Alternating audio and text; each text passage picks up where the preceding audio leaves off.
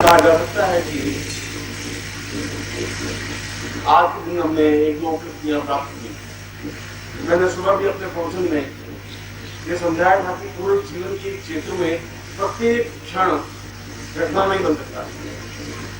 जो क्षण बीत जाता है वो बीत जाता है, और जिस क्षण को हम जीवित कर लेते हैं, जिस क्षण को हम जी लेते हैं, जिस क्षण की सार्थकता कर लेते हैं, वही जीवन हमारे जीवन का क्षण होता है। और यदि हम पूरे जीवन को देखें तो पूरे जीवन में हमारे केवल 10, 15, 20 क्षण ऐसे होते हैं जिनको हम अपना खुद के क्षण या अपना खुद का जीवन कह सकते हैं। तो हमने दीक्षा क्रम संपन्न किया, ब्रह्मांड दीक्षा। मैं नहीं कह सकता कि आपने उसमें कितना आनंद या अनुभूति प्राप्त की। और रही बात अनुभूति की, आपके मन में कंसेप्ट, आपके मन में विचार ये है कि अनुभूति का तात्पर्य है कि ईश्वर खुद सामने खड़े हों, भगवान शंकर खड़े हों और उनको देख सके, उनको अनुभूति कहते हैं। अनुभूति का तात्पर्य ये होता है। अनुभूति का तात्पर्य है उनके प्रति जब हमारा मन में पक्का अपना विश्वास जम जाता है, उसको अनुभूति कहते हैं। भूति का मतलब है जीवन में अपने आप में ये सारा जो जीवन है ये अपने आप में भूत है, प्रेत पिशाच राक्षस नहीं। भूत का तात्पर्य बीतने वाला है, समाप्त होने वाला है। एक एक क्षण, अगर हमारे जीवन के कुल 40 साल है तो हमने 40 साल में एक क्षण और बिता दिया, भूत हो गया। जितने भी क्षण हम बिता देते हैं वे हमारे जीवन के निरर्थक क्षण है, और जितने क्षणों को हम जी लेते हैं, और क्षण जीने की क्रिया होती है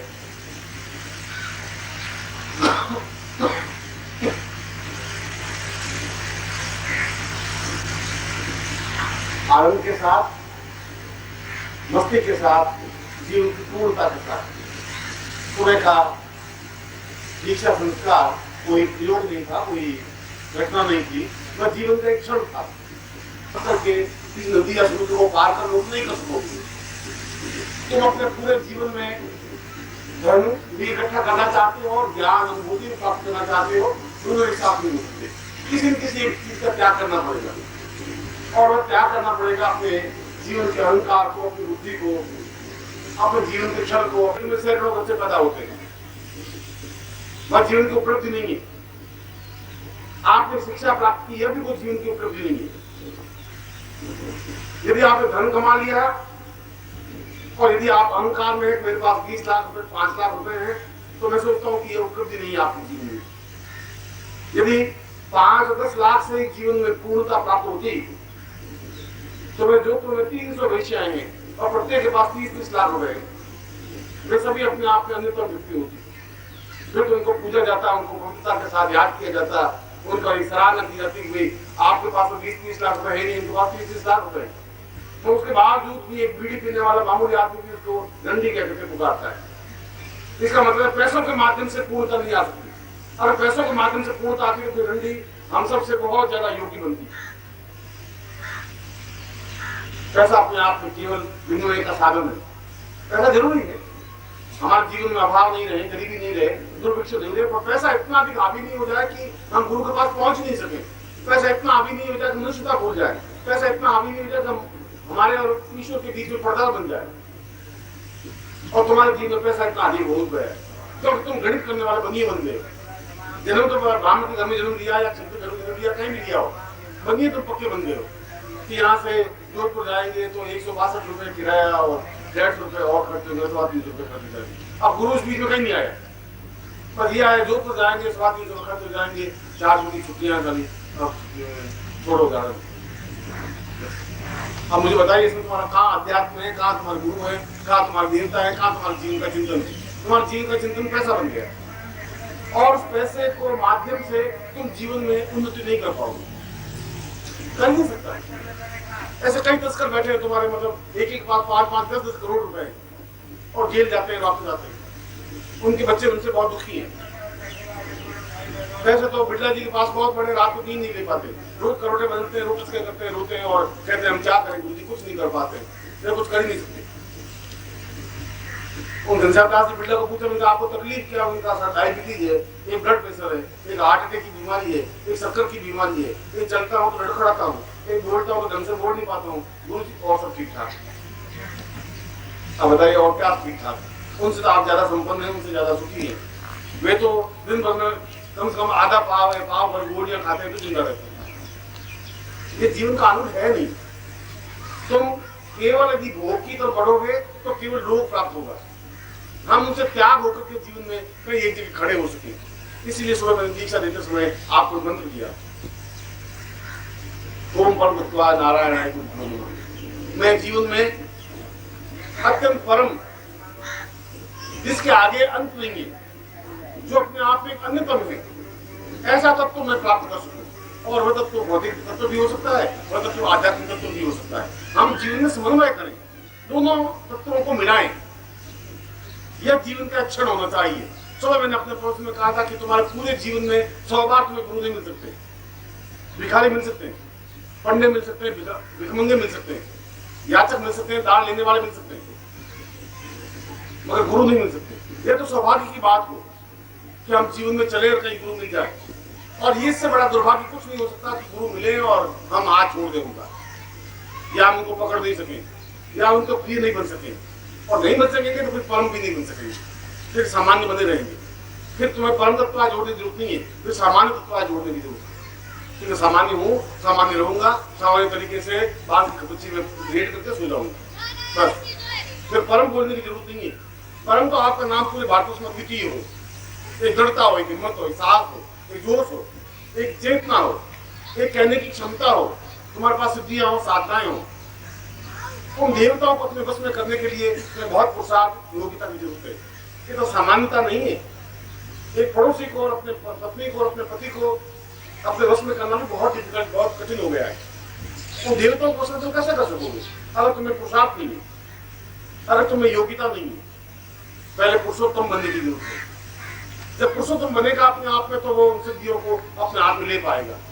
और जिस क्षण तुम्हारे पास सिद्धियां हैं मंत्र के माध्यम से, उसमें तुम्हारे पास सब कुछ है, फिर तुम्हारे पास जीवन में कोई कमी नहीं आ सकती। तुम जितने सब यहाँ बैठे हो, उन सबसे मेरी उम्र तुमसे ज्यादा है, भौतिक रूप से भी, और मैं तुमसे ज्यादा काम करता हूँ, तुमसे ज्यादा काम करता हूँ, ज्यादा चलता हूँ, ज्यादा भोजन कर सकता हूँ, ज्यादा दौड़ लगा सकता हूँ, ज्यादा गहरी नींद ले सकता हूँ, ज्यादा आनंद में रह सकता हूँ।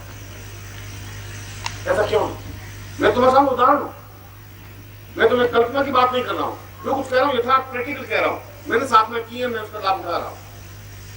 मैंने जीवन का आनंद लिया, देवताओं को देखा है, मैं तुम्हें दिखा सकता हूँ। और तुम तब देख सकते हो जब तुम्हारा मेरे बीच में संबंध बनता है। ये तुम्हारा मेरे बीच में संबंध नहीं है तो ठीक, तुम मुझे गुरुदेव कहते रहो, मैं तुम्हें ईश्वर से कहता रहूं, तो उससे कुछ होगा नहीं। जिस क्षण तुम कुछ छोड़ोगे उसमें बहुत कुछ प्राप्त करोगे।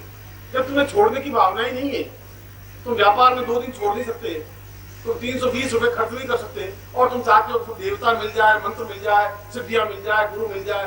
गुरु मुस्कुरा दिए, आप बहुत खुश हो गए, तो गुरु जी बहुत खुश हो। गुरु जी थोड़े से नहीं बोले, आप बहुत उदास हो गए, तो आप नाराज। गुरु जी नाराज, गुरु जी उसमें क्या फर्क पड़ता है?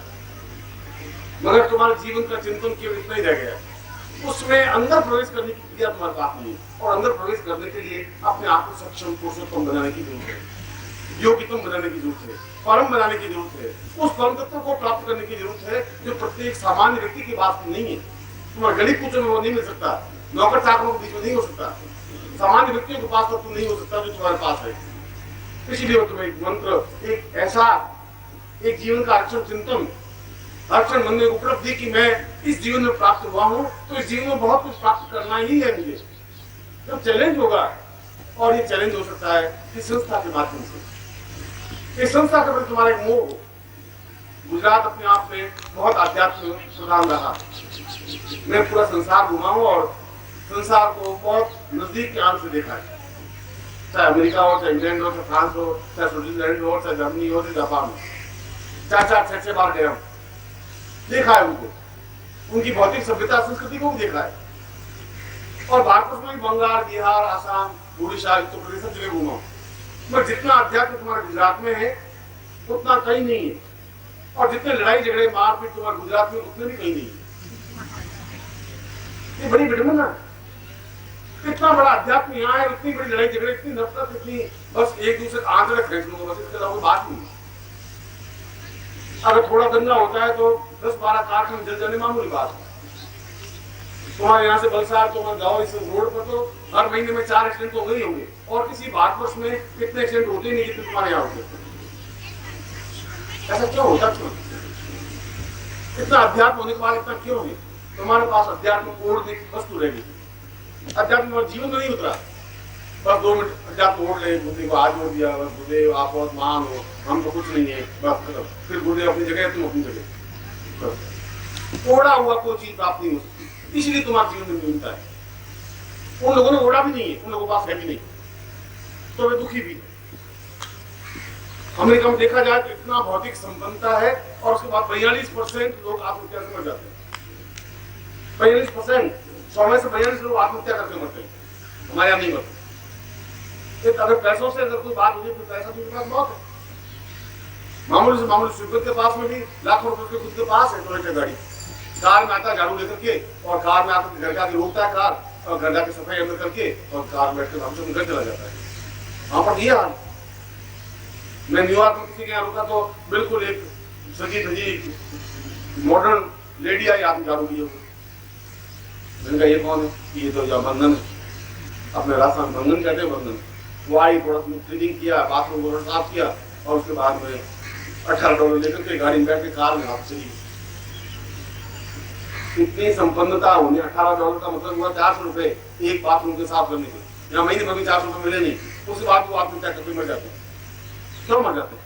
क्योंकि उनके जीवन में ईश्वर है ही नहीं, उनके जीवन में गुरु नहीं है, शिक्षक नहीं। वे स्कूल में जाते हैं तो शिक्षक है, आपने पैसा दिया, उसने आपको पढ़ा दिया।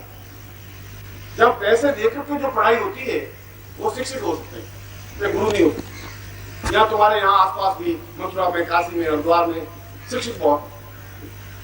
तुम जब दक्षिणा चढ़ाओगे तो जैसे देखेंगे। ओम परम तत्वाय नारायणाय गुरुभ्यो नमः।